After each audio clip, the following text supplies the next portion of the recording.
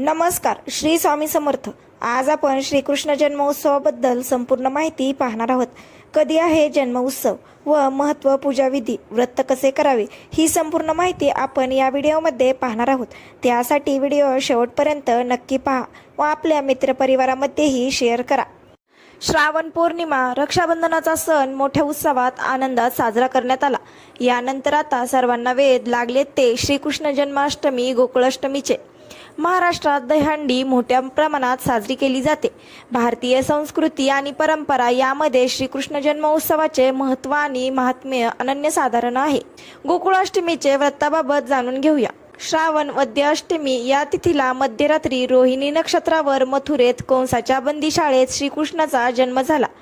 श्रीकृष्ण हा श्री विष्णूचा 8वा अवतार मानला जातो। बाललीला, नीती, मुद्देसिद्धगिरी, राजकारण, भगवद्गीता, मित्रत्व, प्रेम, त्याग अशा अनेक गोष्टींसाठी श्रीकृष्णाचे नेहमी स्मरण केले जाते। महाभारतकालीन अनेक गोष्टी, संदर्भ, व्यक्ती, प्रसंग, घटनांवर आजच्या काळातही संशोधन केले जात आहे। श्रीकृष्णाचे आचार, विचार, तत्वज्ञान हा नेहमीच संशोधनाचा विषय राहिलेला आहे। देशभरात श्रीकृष्ण जन्मोत्सवाचे विविध रंग आहेत। श्रीकृष्णाचा जन्माष्टमी उत्सव भारतभर साजरा केला जातो। श्रीकृष्ण जयंती, जन्माष्टमी, गोकुळाष्टमी आदी विविध नावांनी देशाच्या विविध भागात अनेकविध पद्धतीने साजरी केली जाते। गोकुळ, मथुरा, वृंदावन, द्वारका, जगन्नाथपुरी या ठिकाणी गोकुळाष्टमी विशेष साजरी केली जाते। ओरिसामध्ये दहीहंडी जत्रा किंवा दहीभंगा जत्रा साजरी केली जाते। गुजरातमध्ये सातम म्हणजे सप्तमीच्या दिवशी विविध पद्धतीचे खेळ खेळले जातात आणि रात्री 12 वाजता कृष्ण जन्माचा उत्सव साजरा करतात। मध्य प्रदेशात आणि उत्तर भारताच्या बऱ्याचशा भागात पौर्णिमांत महिना असलेले पंचांग वापरात असल्याने या दिवशी तेथे भाद्रपद कृष्णाष्टमी येते। या दिवशी अनेकांच्या घरी गोकुळ वृंदावनाचा देखावा तयार करून जन्मोत्सव साजरा करतात। वृंदावनात देवलोत्सव असतो। या दिवशी रासलीलेचा सादरीकरण केले जाते। महाराष्ट्रात विशेषतः मुंबई आणि उपनगरात एका विशिष्ट उंचीवर दही दुधाने भरलेल्या दहीहंडी बांधली जाते। यानंतर विविध मंडळाचे गोविंदा मनोरे रचून ती दहीहंडी फोडतात।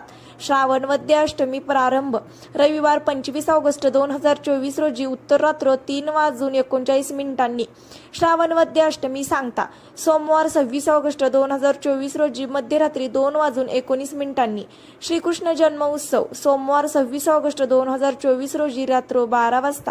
जयंती योग, श्रीकृष्ण जन्माष्टमी व्रत कसे करावे। जन्माष्टमीचे व्रत हे अष्टमीच्या दिवशी एकभुक्त राहून करावे। मध्यरात्री शुचिर्भूत होऊन संकल्प करावा। यानंतर बाळकृष्णाची मूर्ती किंवा प्रतिमा स्थापन करावी। यानंतर सहपरिवार कृष्णाची षोडशोपचारे पूजा करावी। धूप, दीप, नैवेद्य दाखवावा। श्रीकृष्णाची आरती करावी। पूजा करून पुरुष सूक्त, विष्णू सूक्ताचे स्तवन करावे। वाद्यांचा घोष, गीतांचे मंगलस्वर, पुराण इतिहासातील निरनिराळ्या सत्कथांचा ऐकत रात्री जागरण करावे। गोकुळातील कृष्ण जन्माच्या लीला श्रवण करावे। यावेळी पूजन करताना बाळकृष्णाला लोणी आणि साखर एकत्र करून त्याचा नैवेद्य दाखवावा। तसेच जन्माष्टमीचे व्रत केल्याने अपत्यप्राप्तीची इच्छा पूर्ण होते आणि आपल्या अपत्यांना दीर्घायुष्य लाभते अशी धारणा असल्याची लोकमान्यता असल्याचे सांगितले जाते। श्रीकृष्ण जन्माष्टमी व्रताची सांगता कशी करावी। जन्माष्टमीच्या व्रताची दुसऱ्या दिवशी सांगता करावी। या दिवशी पंचोपचार करून उत्तर पूजा करावी।